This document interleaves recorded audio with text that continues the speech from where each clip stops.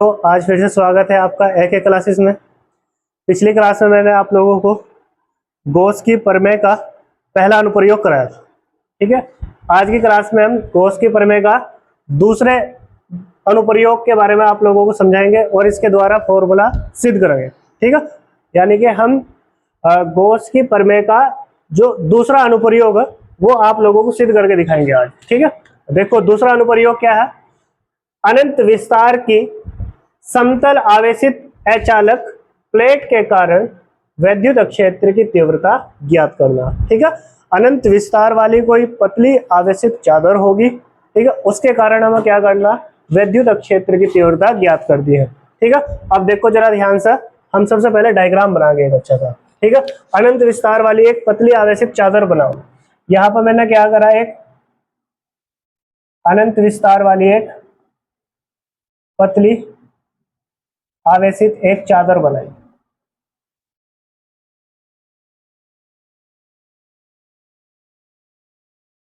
अनंत विस्तार वाली एक पतली आवेशित चादर बनाई, देखो इस तरीके से।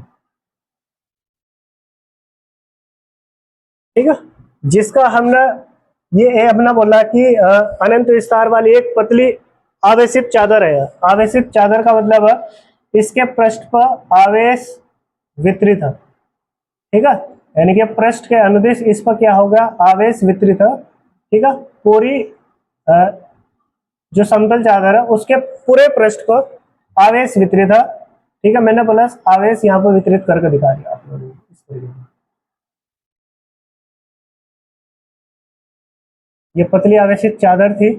ठीक है, इसके पूरे पृष्ठ पर हमने क्या कर दिया, आवेश वितरित कर दिया इस तरीके से, देखते हैं। ठीक है, और इस चादर का क्षेत्रफल मैंने अपनी तरफ से मान लिया ए है। ठीक है, ये पतली आवेशित चादर थी। ठीक है, इस पतली आवेशित चादर का क्षेत्रफल मैंने अपनी तरफ से मानना क्या है, ए है। ठीक है, और इसका जो पृष्ठीय आवेश घनत्व वो मैंने मान लिया सिग्मा है। पृष्ठीय आवेश घनत्व क्या मान लिया मैंने, सिग्मा। ठीक है, अब मुझे क्या करना, इस पतली आवेशित चादर से कुछ दूरी पर किसी बिंदु पर, ठीक है, विद्युत क्षेत्र की तीव्रता क्या करनी, ज्ञात करनी है, और वो भी किसकी सहायता से, गॉस की प्रमेय की सहायता से। ठीक है, तो उसके लिए हम क्या करते हैं, ठीक है, इस अनंत विस्तार वाली पतली आवेशित चादर से, ठीक है, r दूरी पर कोई बिंदु लेते हैं। ठीक है, अनंत विस्तार वाली जो पतली आवेशित चादर थी, इससे r दूरी पर एक बिंदु लिया मैंने यहाँ पर P। ठीक है, अनंत विस्तार वाली पतली आवेशित चादर से r दूरी ली और उस r दूरी पर एक बिंदु लिया P। ठीक है, इस पर मुझे क्या करनी है, विद्युत क्षेत्र की तीव्रता ज्ञात करनी है। किसकी सहायता से, गॉस की प्रमेय की सहायता से। किसकी सहायता से ज्ञात करनी है, गॉस की प्रमेय की सहायता से। और जहां भी गॉस की प्रमेय लागू होगी, ठीक है, तो उसके लिए हमें बनाना होगा एक बंद पृष्ठ। क्या बनाना होगा, बंद पृष्ठ, क्योंकि हमने आप लोगों को बता रखा गॉस की प्रमेय केवल वही लागू होगी जहां कोई पृष्ठ पूरी तरीके से बंद होगा। ठीक है, तो इसके लिए हम क्या करेंगे, यहाँ पर एक बंद पृष्ठ बनाएंगे। ठीक है, पतली आवेशित चादर से r दूरी पर एक बंद पृष्ठ बनाएंगे यहाँ पर। ठीक है, अब देखो एक बंद पृष्ठ बनाते हैं पतली आवेशित चादर से r दूरी पर। ठीक है, ये मैंने एक बंद पृष्ठ बनाने की कोशिश करी है।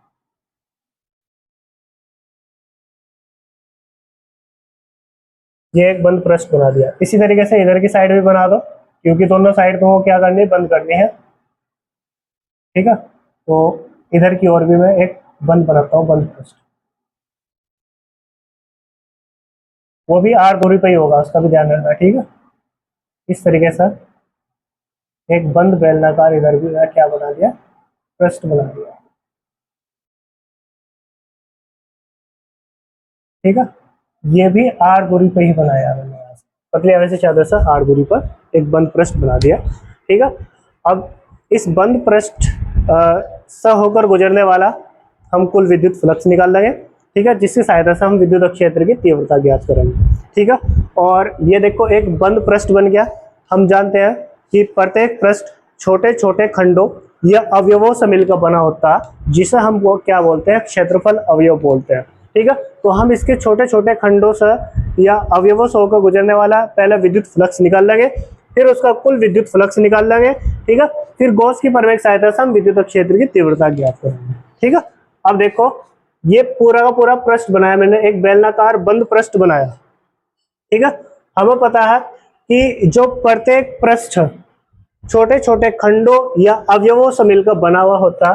ठीक है, मैंने कहा है यहाँ पर ये वाला जो पृष्ठ था, ठीक है, इसका जो क्षेत्रफल अवयव था वो मैंने कह दिया इधर हो डी ए, ये क्षेत्रफल अवयव डी ए है। ठीक है, छोटा सा खंड होता है, पृष्ठ का छोटा सा खंड लिया मैंने, क्षेत्रफल अवयव डी ए। ठीक है, और हमें पता क्षेत्रफल अवयव एक सदिश राशि है। ठीक है, जिसमें क्या होती है, दिशा होती है, और दिशा हमेशा क्या होती है, पृष्ठ के बाहर की ओर। ठीक है, तो क्षेत्रफल अवयव की दिशा भी इधर भी होगी, वो होगी डी ए, हमने कह दिया। ठीक है, विद्युत क्षेत्र की तीव्रता की दिशा भी इधर ही। ठीक है, और क्षेत्रफल अवयव डी ए की दिशा भी इधर ही, ये एक दूसरे के क्या होंगे, समांतर, मतलब इनके बीच में थीटा कितना होगा, थीटा का मान कितना होगा, 0 डिग्री। ठीक है, ये हमने फर्स्ट पृष्ठ मान लिया, फर्स्ट क्षेत्रफल अवयव मान लिया इस तरीके से। इसी तरीके से इधर की ओर निकाल लेंगे अगर हम। ठीक है, क्षेत्रफल अवयव डी ए की दिशा इधर। ठीक है, और इसकी आवेश के कारण विद्युत क्षेत्र की तीव्रता की दिशा भी इधर ही होगी। ठीक है, ई।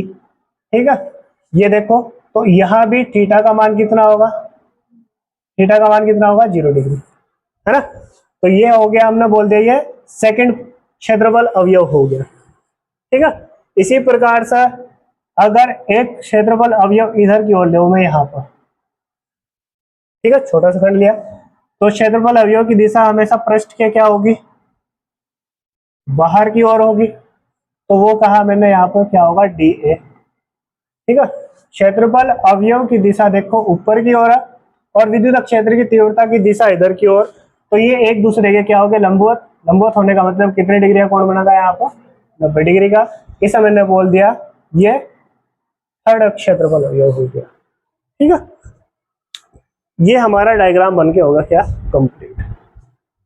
ठीक है भाई, अब हम क्या करेंगे, जो जो हमने डायग्राम में यहाँ पर बनाया उसे क्या करेंगे, थ्योरी में लिखेंगे। ठीक है, थ्योरी बिल्कुल ऐसी है इसकी जैसे हमने पिछले उसमें लिखी थी, पिछले डेरिवेशन में सिद्ध करा था ना, उसकी थ्योरी लिखी थी, इसी तरीके से इसमें लिखी जाएगी। ठीक है, लेकिन इसमें यहाँ पर, वहां पर क्या था, अनंत लंबाई का कोई सीधा आवेशित तार था, यहाँ पर क्या है, अनंत विस्तार वाली पतली आवेशित चादर है। ठीक है, अब उसे ही हम लिखेंगे यहाँ पर। चलो लिखते हैं, डायग्राम हमारा कंप्लीट हो चुका। ठीक है, सिद्ध करना शुरू करते हैं। यहाँ पर पहले लिखते हैं, माना, ये इधर लिख देता हूँ नीचे करो थोड़ा सा, माना अनंत विस्तार वाली पतली आवेशित,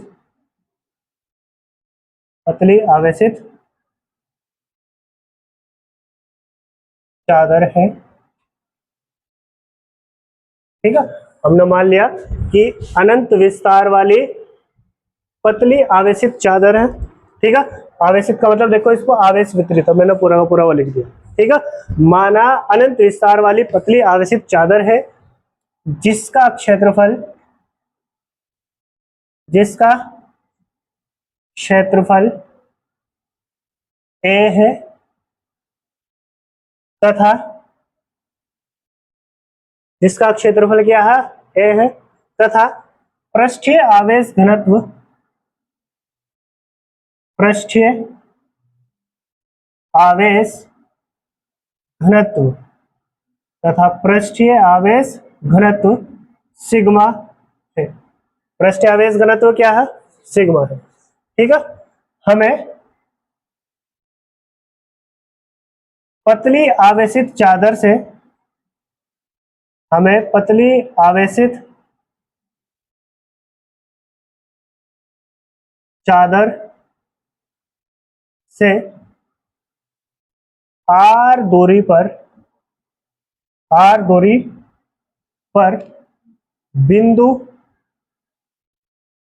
पी पर बिंदु P पर विद्युत क्षेत्र की तीव्रता,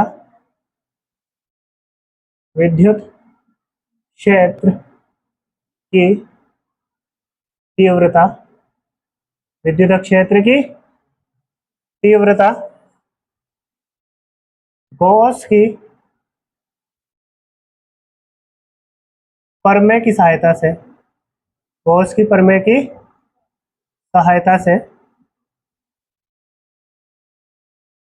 ज्ञात करनी है, गॉस की प्रमेय की सहायता से ज्ञात करनी है। ठीक है, और गॉस की प्रमेय की सहायता से जब हम ज्ञात करनी तो उसके लिए हमें क्या करना होगा, एक बंद पृष्ठ बनाना होगा, जो कि हमने आप लोगों को बनाकर दिखा दिया। अब उसे लिखते हैं। ठीक है, इसके लिए हमने इसके लिए हमने इसके लिए हमने पतली आवेशित चादर से, इसके लिए हमने पतली आवेशित चादर से, पतली आवेशित चादर से आर दूरी पर, आर दूरी पर बिंदु P पर एक बंद बेलनाकार, एक बंद बेलनाकार पृष्ठ बनाया है,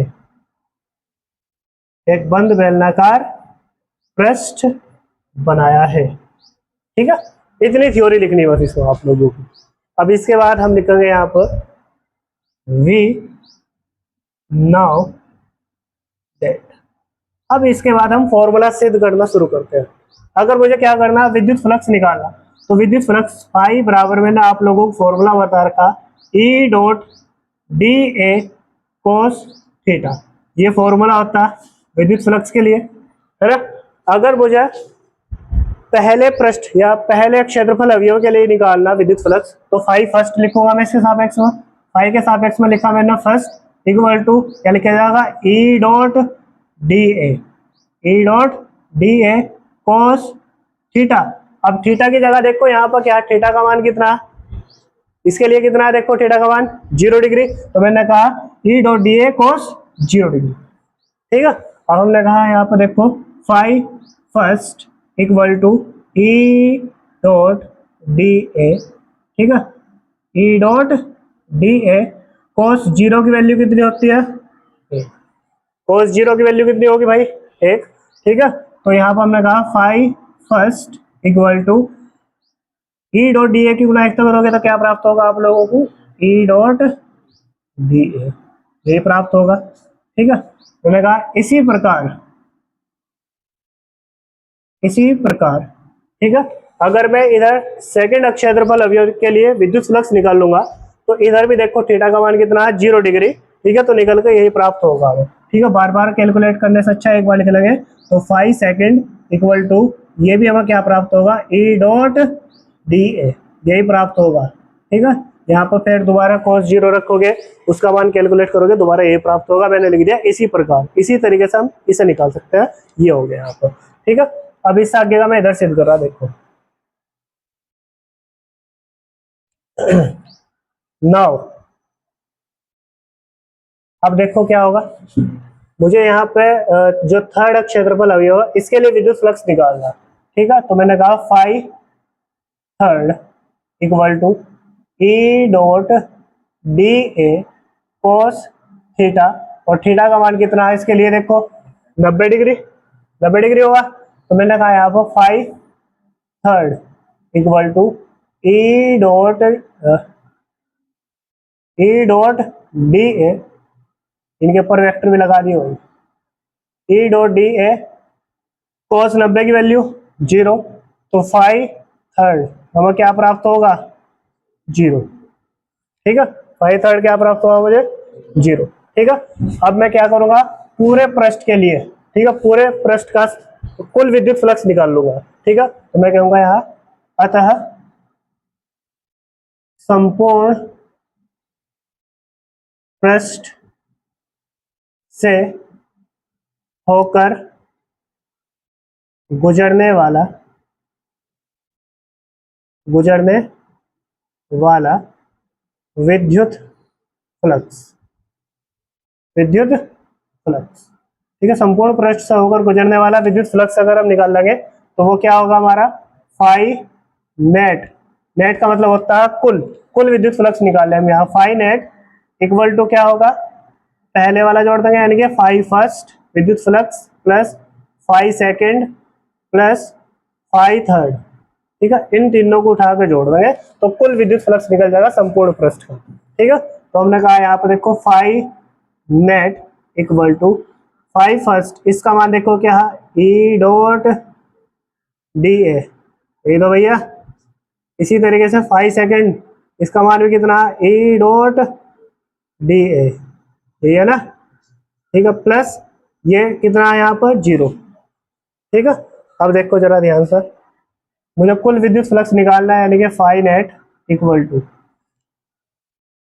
ई dot D A, E dot D A एक और एक कितना होगा 2, ई डॉट डी ए, ठीक है, और 0 को जोड़ोगे तो हमें जो का तो प्राप्त होगा, ठीक है। तो यानी कि फाई नेट बराबर हमारा क्या प्राप्त हुआ हमें E two E dot D A, ये प्राप्त हुआ हमें, ठीक है। फाई नेट बराबर 2 ई डॉट डी ए, ये वो प्राप्त हुआ, ठीक है, कुल विद्युत फ्लक्स, ठीक है। इसे मैंने बना दिया समीकरण नंबर फर्स्ट, ठीक है। अब हम कहेंगे गॉस की प्रमेय से, गॉस की प्रमेय से, ठीक है। गॉस की प्रमेय क्या पढ़ रखी है हमने, गॉस की प्रमेय क्या होती है भाई, phi net equal to Q upon epsilon naught, ये होता, ये होगी हमारी समीकरण नंबर सेकंड, कोई दिक्कत तो नहीं है, ठीक है। अब मैंने कहा यहाँ पर समीकरण फर्स्ट व समीकरण सेकंड से, ठीक है। समीकरण फर्स्ट में देखो कुल विद्युत फ्लक्स निकाल रखा है मैंने 2 ई डॉट डी ए, और समीकरण सेकंड में भी देखो phi net equal to Q upon epsilon naught, यहाँ भी कुल विद्युत फ्लक्स, यहाँ भी कुल विद्युत फ्लक्स, ठीक है। देखो विद्युत फ्लक्स से क्या होगा बराबर, इसका मतलब हम कह सकते हैं 2 ई डॉट डी ए, ठीक है, जो होगा वो बराबर होगा किसके, क्यू अपॉन एप्सिलॉन नॉट के बराबर होगा। मुझे क्या निकालना, विद्युत क्षेत्र की तीव्रता क्या निकालनी भाई, तो इसे अकेला छोड़ दो, 2 डी ए इधर लिया उठागा, जो चीज गुणाम बराबर में जाकर बटेगा, तो यानी कि हम क्या कहेंगे यहाँ पर E बराबर हमें प्राप्त होगा यहाँ पर Q upon 2 D A epsilon not, ठीक है। ये गुणा की चीज इधर चलेगी बटेगा एप्सिलॉन नॉट के साथ, ठीक है। अब देखो आगे कैलकुलेट करूँ सर, पहले कहा देखो चूंकि हमने पढ़ रखा जो पृष्ठीय आवेश घनत्व सिग्मा बराबर क्यू अपॉन ए, ये फॉर्मूला होता है ना। अब हमने कहा क्यू का मान निकाल लो यहाँ से, जो चीज गुणा में, जो चीज बटे में इधर जाकर गुणा में चल जाएगी, तो यानी कि क्यू बराबर क्या मिलेगा हमें, सिग्मा के साथ ए की गुणा हो जाएगी, तो यहाँ पर सिग्मा ए प्राप्त होगा हमें, हो गया। ये देखो यहाँ पर डी ए क्षेत्रफल अवयव है, क्षेत्रफल अवयव एक प्रकार का एरिया होता है, तो डी ए को अगर मैं ए लिख दूं कोई दिक्कत तो नहीं यहाँ तक किसी को, कोई परेशानी नहीं, ठीक है। चलो यहाँ करता हूँ अब आगे से मैंने कहा इसके बाद विद्युत क्षेत्र की तीव्रता E बराबर क्यू की जगह अब क्यों नहीं रहा, क्या रखा जाएगा यहाँ पर सिग्मा ए और बटे में 2, अब डी ए की जगह डी ए नहीं रहा, क्या लिखा जाएगा वहां पर ए, और इसके गुणा में क्या है एप्सिलॉन नॉट, देखो एप्सिलॉन नॉट लिख दिया मैंने, इस ए से ये ए कैंसिल, तो E बराबर विद्युत क्षेत्र की तीव्रता क्या प्राप्त हुई हमें sigma upon 2 epsilon not, sigma upon 2 epsilon naught, ये होगी विद्युत क्षेत्र की तीव्रता जो कि हमें सिद्ध करनी थी, ठीक है। यानी कि हम बोल सकते हैं अनंत विस्तार वाली पतली आवेशित चादर के कारण विद्युत क्षेत्र की जो तीव्रता होती है वो होती है E बराबर sigma upon 2 epsilon not, E बराबर सिग्मा अपॉन 2 एप्सिलॉन नॉट, ये विद्युत क्षेत्र की तीव्रता होती है, ठीक है। यहाँ तक किसी को कोई समस्या, कोई दिक्कत है तो मुझे अभी बता दो, ठीक है, अगर नहीं है तो नोट करो सर जल्दी से।